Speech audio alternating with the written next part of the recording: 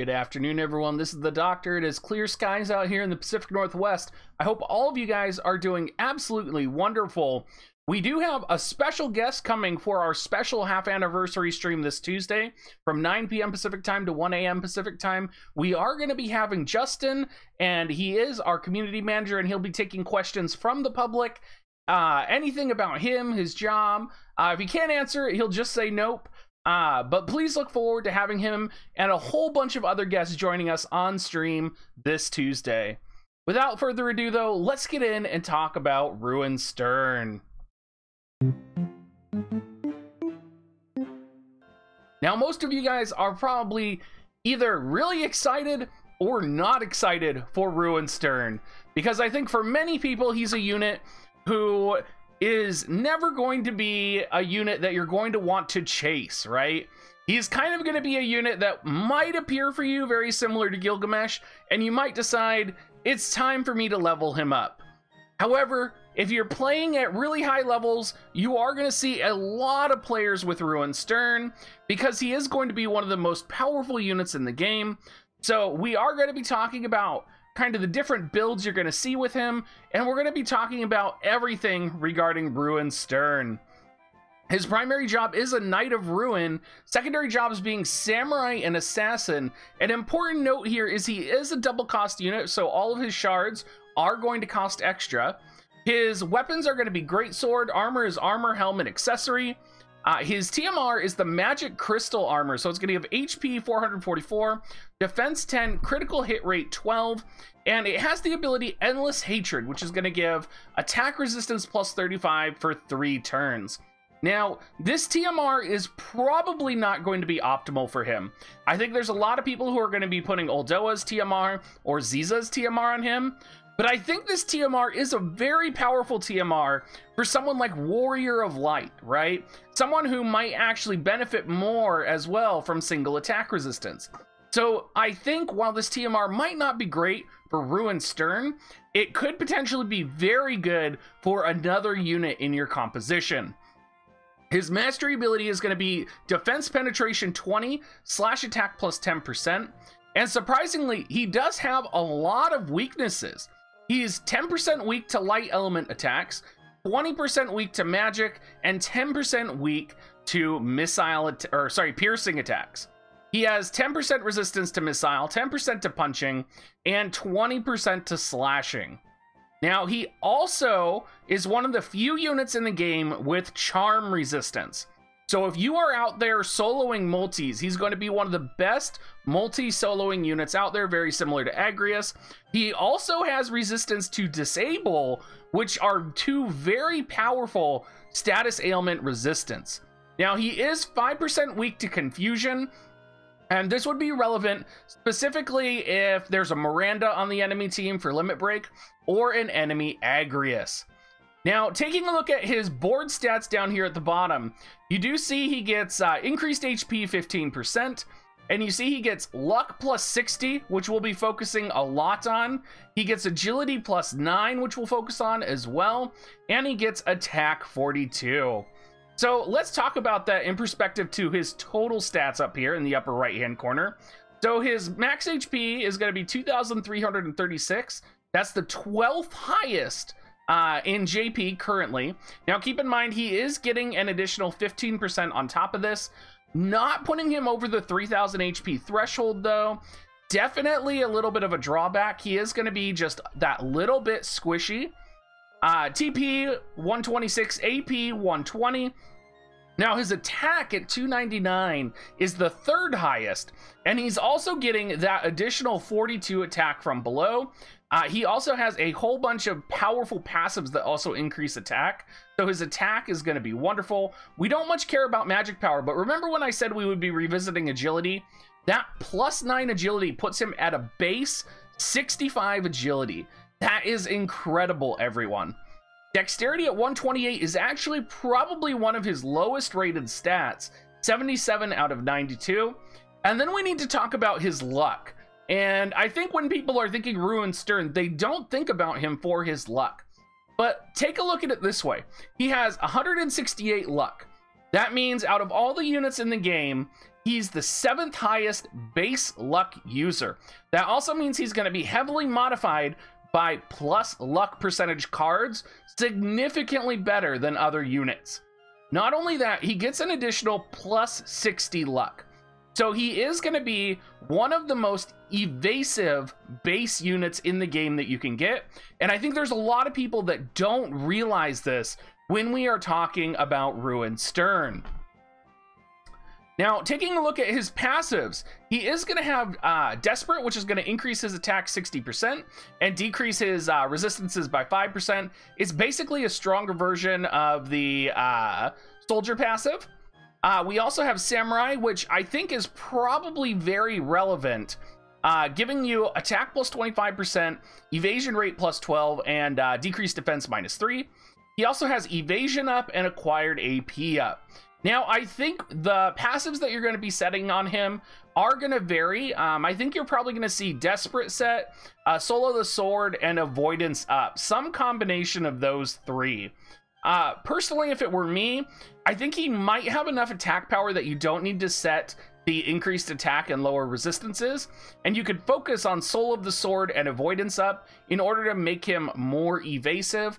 However, also keep in mind that that's not going to save you from Holy, and you know, there's a lot of kill phase in the meta right now, so just something to think about. In terms of counters, we have Malice Aforethought, which is going to have a 20% chance to proc a plus 25% slash attack for 3 turns. We're going to have Mindful from Samurai, which is going to increase your evasion, which you're not going to set. And then we're going to have the Assassin ability, which is going to have a 20% chance to increase evasion and increase your CT to 200x for 1 turn. I think out of all of these, Malice Aforethought is probably going to be best. I think you could make a case for the Assassin counter as well. Basically what I'm thinking is Malice Aforethought is probably going to give you that ability to one-shot other units. So let's say your Sterne runs in, he's attacked, he still has enough attack for another attack. He gets that slash attack plus 25. Maybe he's going to be able to take out a tank in 1 hit. But with Shadow, you could also look at it this way, right? What if it procs, and what if your Ruin Sterne runs in, kills somebody, the other 2 units are taking a turn, and they would take a turn before Sterne, right? So 1 unit uses Holy, another one has Holy as well, because one of them is Ayaka, for example. So what if it's Ayaka and Kilfei left? Both of them run forward. Kilfei uses Holy, or, you know, whatever it is. The Assassin ability procs, and it gives Sterne a turn before Ayaka. That's the situation in which I could see that being more powerful than Malice Aforethought. So I think we're going to see some debate on which passive is going to be better for what situations. His Limit Break as well is going to be a 200% modifier drain HP limit break. And I think it'll be interesting to see if we have players turn this on or off. I had a bit of a conversation where we were talking about how this limit break is really powerful, but you also have to think if people are hard countering Ruin Sterne, is that HP restoration going to be enough to save him, or is it just going to drain his AP resources when he could maybe use them for something else? Now, in terms of his primary job, he has a lot of interesting abilities here. He has Mighty Break, which is going to be his longest range attack. 121%, 12 AP, decreases attack 43%. This is going to be your bread and butter. Now, Roar of Ruin, I thought was really interesting. Increases attack 40%, increases accuracy 40%. I could see this being really powerful, but you're going to want to test his AI if you're using this, because I would wonder, depending on the map that we're on, whether or not he would proc this and proc Revitalize from Ziza's TMR. It's something that you're going to have to experiment with on-off. I think for things like Guild Battle, you're probably going to want it on. But for things like Arena, where you're really trying to get a specific rollout for abilities, you might not have it set.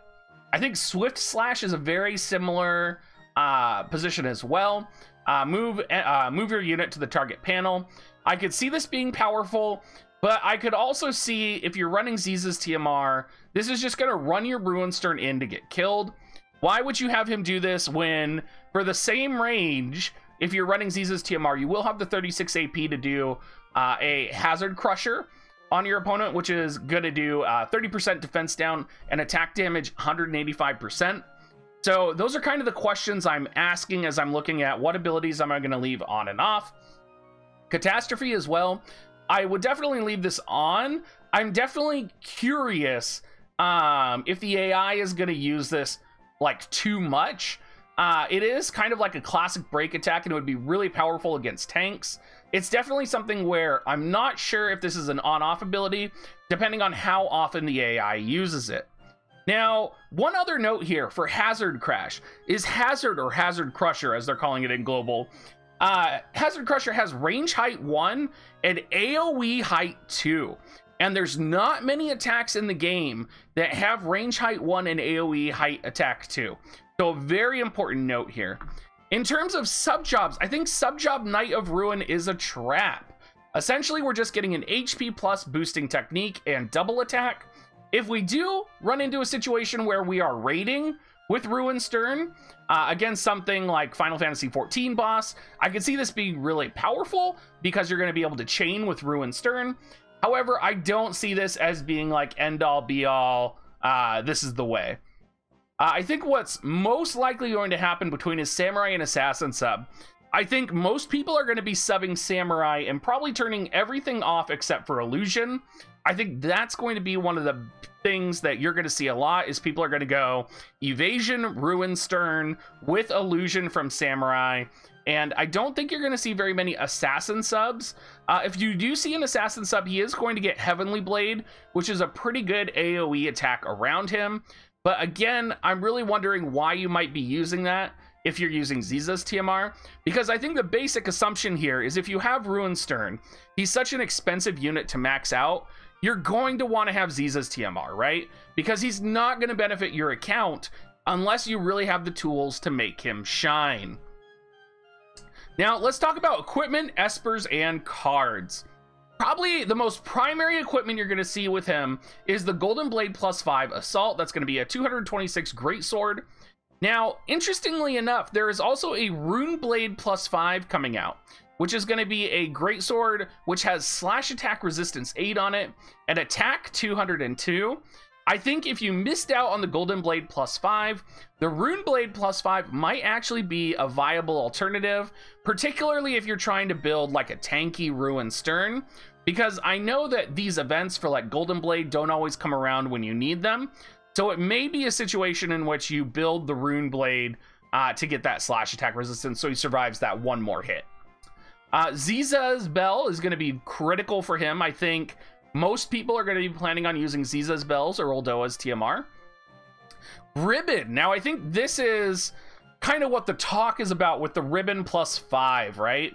A lot of people want to get a Ribbon +5 so that they can get the box stat of Evasion +10 to pair with Ruin Sterne, potentially.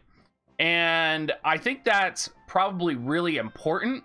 There's a couple of different things I could see here. I can see the Ribbon pairing with Mithril Armor to make a really evasive Ruin Sterne. I could also see most likely the Ribbon being paired with Ziza's TMR or Oldoa's TMR. And I could also see the Ribbon or Ziza's TMR being paired with like Armor of Light, for example. So I think there's a lot of different gearing options for Ruin Sterne, and I think you're going to see a lot of Ribbon +5s or a lot of people chasing Ribbon +5 for Ruin Sterne. I don't think that's a trap. I think, you know, you do what you want to do. Personally, I could never farm up a Ribbon +5, and I would probably just find something else to put on my Ruin Sterne. In terms of Espers, any of your bread and butter slash Espers or Maneater Espers are going to be wonderful. Of course, I would say top 3 are going to be Odin, Two-Headed Dragon, and Red Chocobo. That's going to be your top 3 slash attack Espers, followed by Behemoth, Iron Giant, and Golem. Personally, if I'm going kind of the tanky route, I like the Maneater and the defense on Golem. For anyone that knows me, they know I'm a huge fan of defense in this game, and Golem is my favorite Esper, so I would definitely always keep Golem on the table. In terms of cards, the Diablos card, while it comes from a magic Esper, is a very high attack card with high dark attack on it. So don't neglect this card. The Shadowbringer's card as well has very high dark attack on it and could be potentially very beneficial if you're running Ruin Sterne in a composition and you don't have the Diablos card. You're going to see a lot of the Moraga card, you're going to see a lot of Ifrit, you're going to see a lot of Odin. This is one of those situations where there would of course be MR cards that we could probably substitute here, but honestly, if you have Ruin Sterne fully maxed out, you're probably going to have some of these cards. And I would say very similar with the Espers. I had a whole conversation with people about, you know, well, maybe I should put Cactuar or Bomb on here, you know, kind of to paint the picture for people. And I think the reality is, if you are pulling and maxing out Golden Sterne, you're probably going to have some connection with one of these other Espers or one of these UR Espers.